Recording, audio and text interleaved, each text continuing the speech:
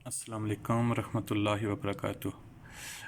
मैं बिल्कुल आखिर में बना रहा हूँ ये वीडियो, क्योंकि बहुत ज़्यादा लोगों की बार बार इन दिनों कंप्लेन आ रही थी, बल्कि आज तो बहुत ज़्यादा मैसेजेस थे कि मैं अभी तक अप्लाई नहीं कर सका या कर सकी हूँ, तो कैसे करूँ। तो मैंने सोचा आपको एक डिटेल वीडियो बना के बता दूँ, क्योंकि कल आप लोगों का लास्ट डे है।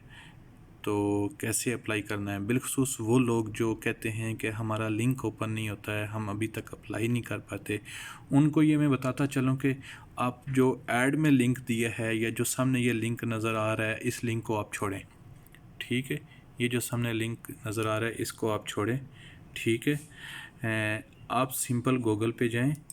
ओके, और गूगल पे आपने लिखना है HEDAJK। ठीक है, HEDAJK आपने लिख के इंटर कर देना है। ठीक है, तो सिंपल आपने गूगल पे जाना है। गूगल पे जाके आपने HEDAJK लिखना है।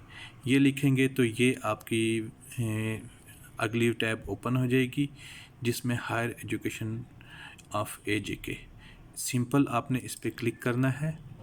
ओके, हायर एजुकेशन कमीशन का अगला पेज जो है वो ओपन हो जाएगा HEDAJK का।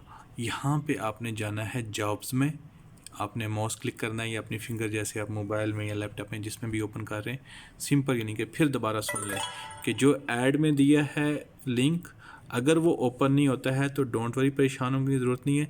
सिंपल आप गूगल में जाएं और गूगल में लिखें HEDAJK, आपका हायर एजुकेशन जो है वो ओपन होगा, हायर एजुकेशन AJK ओपन होगा। उस पर आपने क्लिक करना है और आपने यहाँ पे पहुँच जाना है जॉब में।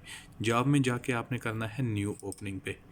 न्यू ओपनिंग में जाएंगे तो लें जी, आपका मसला हल हो गया। जो जॉब्स जहाँ जिनके लिए आपने अप्लाई करना है वो यहाँ से सिंपली ओपन हो जाएंगी।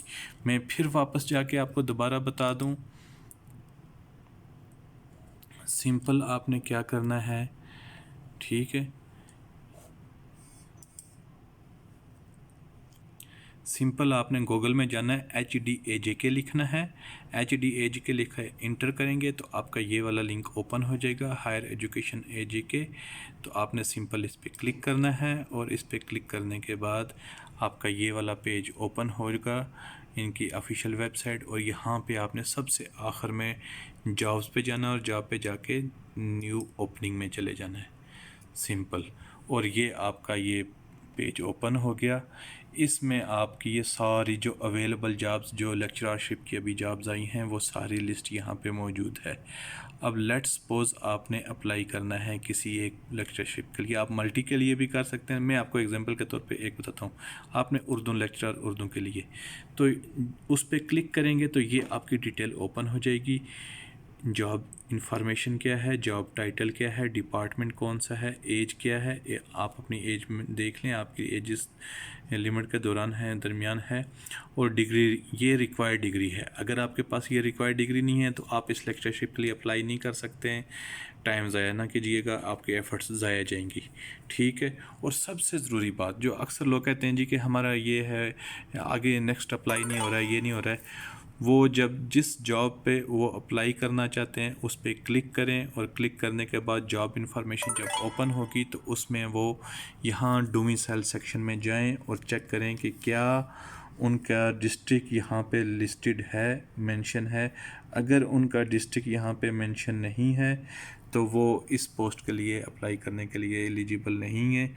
वो अपना टाइम ज़ाया ना करें, वो सिंपल किसी और लेक्चरशिप को देखें अगर वो आपके डिस्ट्रिक्ट में है और आपकी डिग्री जो है उससे मैच करती है। दोबारा समझ लें, यहाँ पे जब आप लेक्चर अपने मतलूबा लेक्चरशिप पे आप क्लिक करेंगे तो ये इन्फॉर्मेशन ओपन होगी। इसमें आपने सबसे पहले देखना है कि जो डिग्री यहाँ पे मांगी है वो डिग्री आपके पास है या नहीं। और दूसरे आपने देखना है कि जो यहाँ पे डिस्ट्रिक्ट लिखे हैं वो डिस्ट्रिक्ट आपके डोमिसाइल से मैच करते हैं, क्या आपका तल्लक इन में से किसी एक डिस्ट्रिक्ट में से है। अगर आपका डिस्ट्रिक्ट यहाँ पे लिखा है तो आप यहाँ पे गो टू अप्लाई में जाएंगे, वरना नहीं। अब आप यहाँ पे सारी चीज़ें आपने देख ली, उसके बाद आपने जाना है अप्लाई नाउ पे। अप्लाई नाउ पे जाने के बाद सबसे पहले ये चीज़ ओपन होगी। यहाँ पे अगर तो आपका पहले से इस वेबसाइट पे यूज़र नेम और अकाउंट बना हुआ है तो फिर तो आप साइन इन लॉग इन पे जाएंगे। लेकिन अगर आपका फर्स्ट टाइम विज़िट हो रहा है इस वेबसाइट पे तो सबसे पहले फिर आपने साइन अप पे जाना, लॉग इन पे नहीं जाना, साइन अप पे जाना है। ओके, साइन अप पे जाएंगे तो ये पेज ओपन होगा। ओके, इसको आपने, छोटी सी इन्फॉर्मेशन है लेकिन आपने बड़े ध्यान से करेक्टली अपडेट करनी है। यहाँ पे आपने जो पासवर्ड रखना है, कोई भी पासवर्ड, मिसाल के तौर पर आपका नाम जो है वो अहमद है तो ए आपने कैपिटल लिखना है, बाकी स्मॉल लफ्ज़ लिखने हैं, और अहमद लिखने के बाद आपने @123 कर देना है। ठीक है, यानी कि एक तो आपका जो पासवर्ड है वो मिनिमम 6 अल्फाज का हो, उसके साथ एक जो है स्पेशल करैक्टर यूज़ हो, जैसे @ है या डॉलर है, इस तरह का कोई एक स्पेशल करैक्टर यूज़ हो, और उसमें एक लफ्ज़ जो है वो कैपिटल हो, चाहे लास्ट वाला हो या स्टार्ट वाला हो या मिड वाला, वो आपकी मर्ज़ी। एक उसमें अल्फ़ाबेट जो है वो कैपिटल में हो और बाकी जो हैं वो स्मॉल में हो, और एक उसमें जो है वो डिजिट का इस्तेमाल लाजमन हो। ठीक है, तो जैसे मैंने आपको एग्जांपल दी, आपका नाम अगर अहमद है तो ए कैपिटल लिख के AHMED @123 कर दें। ठीक है, तो आपकी सारी रिक्वायरमेंट पूरी हो जाएंगी। यहाँ पे आपने अपने नाम का अपना नाम लिखना है। ठीक है, मुकम्मल नाम, बल्कि first name of your name, यानी कि मोहम्मद। बेहतर है कि आपका जो CNAC या डिग्री के मुताबिक नाम है आप वो पूरा नाम यहाँ पे लिख दें। ओके, उसके बाद अपना शनाख्ती कार्ड नंबर लिखेंगे। यहाँ पे जब शनाख्ती कार्ड नंबर लिखेंगे तो डैशेस जो हैं वो खुद ही इंटर हो जाएंगी। आपको जो है वो इस झंझट में नहीं पड़ने की ज़रूरत पड़ेगी कि डैश इंटर करनी है या नहीं। उसके बाद आपने ईमेल एड्रेस का ख्याल रखिएगा, जो ईमेल एड्रेस आपका फंक्शनल हो, जो काम कर रहा हो। इस वेबसाइट को विज़िट करने से पहले सबसे पहले अपने ईमेल एड्रेस को चेक कर लेना, क्या वो ईमेल एड्रेस सिंक्रोनाइज है, उस पर ईमेल्स आ जा रही हैं। अगर OPT कोड आपको आएगा ईमेल पे तो आप उसको ओपन कर पाएंगे, या ईमेल पे वेरिफिकेशन के लिए कोई ईमेल आती है तो आप उसको ओपन कर पाएंगे या नहीं। आपकी ईमेल फंक्शनल होनी चाहिए, अब वो वाली ईमेल आपने। लेकिन अगर ईमेल को पहले ओपन करके, ऐसा ना हो कि जब आप ईमेल इंटर कर दें बाद में आप कहें जी मुझे तो अपने ईमेल का पासवर्ड ही भूल गया, अब मैं अपनी ईमेल कैसे खोलूं, तो आप स्टक हो जाएंगे, आप चांस लूज़ कर देंगे। इसलिए सबसे पहले आपने ये कंफर्म कर लेना है, इंश्योर कर लेना है कि जो ईमेल आप यहाँ पे लिखेंगे वो ईमेल लॉगिन होती है, वो एक्सेसिबल है और वो फंक्शनल है। वो ईमेल एड्रेस आपने यहाँ पे लिखना है। उसका पासवर्ड आपने यहाँ पे वो देना है जो आप याद रख सकें। जैसे आपका अहमद है तो अहमद @123 कर लें। जो पासवर्ड आपने यहाँ पे रखना है उसको फ़ौरन उसी तरह अपने पास पेपर में लिख लीजिए, इसकी आपको आगे ज़रूरत पड़नी है। ठीक है, जो पासवर्ड आपने यहाँ पे लिखा है वही पासवर्ड आप यहाँ पे दोबारा लिखेंगे। उसके बाद आई एम नॉट रिबोर्ड को चेक मार्क करेंगे। ठीक है, चेक मार्क करने के बाद आप इसको साइन अप पे क्लिक कर देंगे। यहाँ तक आपको समझ आ गई? दोबारा सुन लीजिए, नाम आपने कंप्लीट लिखना है, CNIC नंबर लिखना है, ईमेल जो फंक्शनल हो, जो काम कर रही हो, जिसको आप एक्सेस कर सकें वो लिखना है, और पासवर्ड कोई भी पासवर्ड, जैसे आप फेसबुक पे पासवर्ड अपना फेसबुक ID बनाते हैं तो वहाँ पे आपने अपना पासवर्ड दिया है, आप यूट्यूब चैनल बनाते हैं वहाँ पे, यानी कि जैसे आपने ईमेल बनाई है तो उस पर पासवर्ड दिया है, तो यहाँ पे भी आप कोई भी पासवर्ड दे सकते हैं। आप सिंपल अल्लाह @123 कुछ भी लिख सकते हैं। ठीक है, तो ये आपने पासवर्ड देना है। अब मेरा ख्याल है ये क्वेश्चन नहीं आएगा कि यहाँ पे पासवर्ड में कौन सा दूँ कौन सा ना दूँ। ठीक है, अच्छा, अब आप अगला ज़रूरी पॉइंट सुन लें। आप वेबसाइट पे गए, वहाँ से आप जॉब सेक्शन में गए, जॉब सेक्शन पे आपने लिस्ट में आए, लिस्ट में से आपने डिटेल में आए, डिटेल में से जाने के बाद आप अप्लाई सेक्शन में आए। अप्लाई करने के बाद सबसे पहले आपने साइन अप किया, अपनी डिटेल इंटर की, CNAC नाम और पासवर्ड वगैरह। अब आपने अप्लाई करने के लिए लॉगिन करना है। जो पासवर्ड आपने वहाँ पे रखा था वो आपको याद होना चाहिए।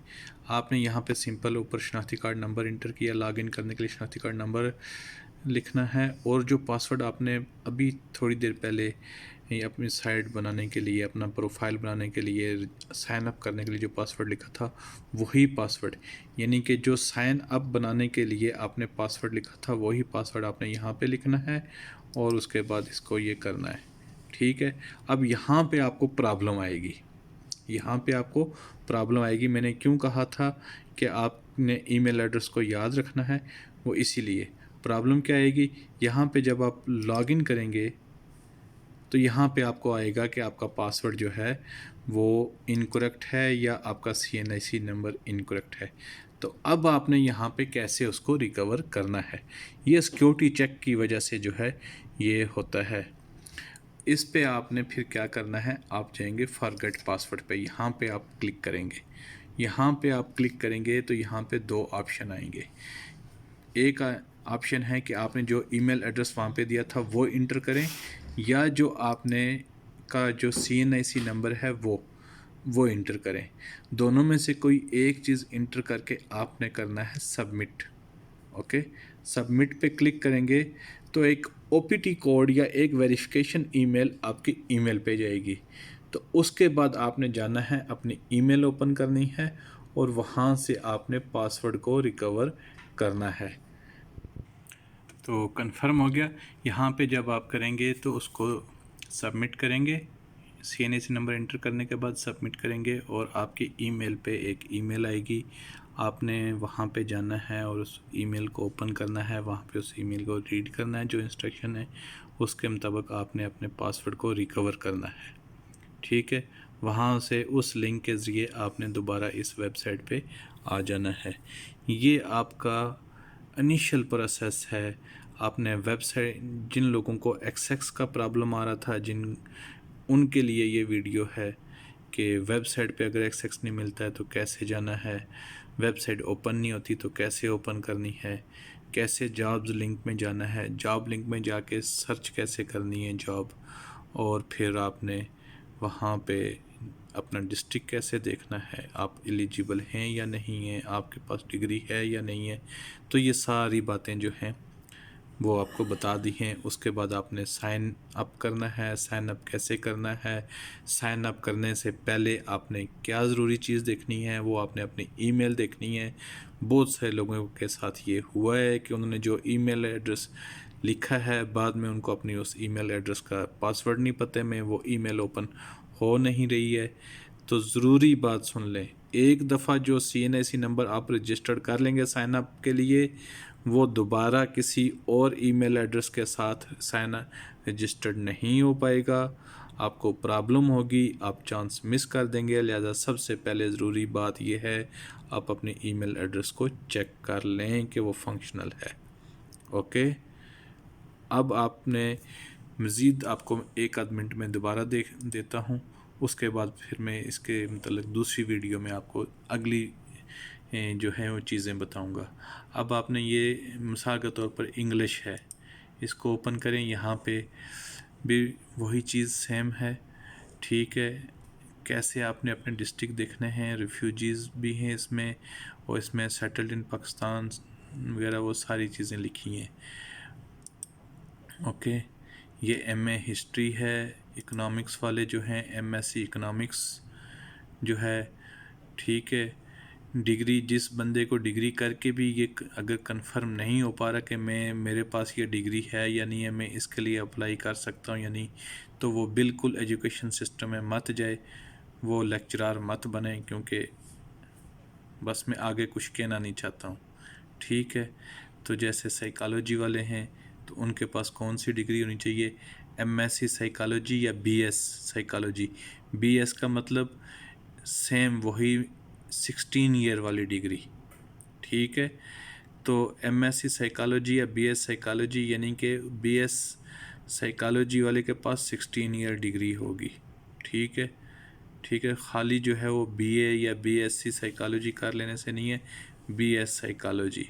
ठीक है, लेकिन अगर एक साइकोलॉजिस्ट को या एक डिग्री होल्डर को फिर वही बात कि अगर इतना डिफ्रेंशिएशन नहीं पते में है कि MSc साइकोलॉजी और BS साइकोलॉजी में क्या डिफरेंस है और ये कैसे दोनों एलिजिबल हो सकते हैं, तो वो मत करे इस पोस्ट के लिए apply. Okay, MA education, MPhil और MA एजुकेशन, MS स्टैटिक्स। ठीक है, ये स्टैटिक्स की जॉब के लिए। लाइब्रेरियन वाले BLIS और MLIS दोनों इसके लिए एलिजिबल हैं। MA फ़िज़िकल एजुकेशन, यहाँ पे फिर देख लें, MA फ़िज़िकल एजुकेशन का मतलब कि MA फ़िज़िकल एजुकेशन ही की डिग्री हो, वरना बेशक टाइम ज़ाया करते रहें, अप्लाई करते रहें, आखिर में होना कुछ भी नहीं है। ठीक है। Political science, MA political science की डिग्री हो। इस्लामियात वाले के पास MA इस्लामिक की डिग्री हो। कंप्यूटर वाले के पास BSc BScs master in computer science. Okay, दोबारा सुन लें कि कंप्यूटर वाले के पास मास्टर इन कंप्यूटर साइंस या BSSE BScs। तो अगर एक कंप्यूटर वाले को अपनी डिग्रियों के बारे में नहीं पता तो वो भी अप्लाई मत करे। Biology, MSc biology, BS biology, MS zoology, MSc botany, BS zoology botany, इनमें से अगर कोई डिग्री है तो वो अप्लाई कर सकता है, और अगर वो इन डिस्ट्रिक्ट से बिलोंग करता है। तो ये आपका जो पहले मसाइल हैं वो मैंने बता दिए हैं। अब कैसे अप्लाई करना है, डेटा कैसे फीड करना है, वो आप दूसरी वीडियो में जाके देख लें। मैं अभी इसके बाद दूसरी वीडियो अपलोड करूँगा।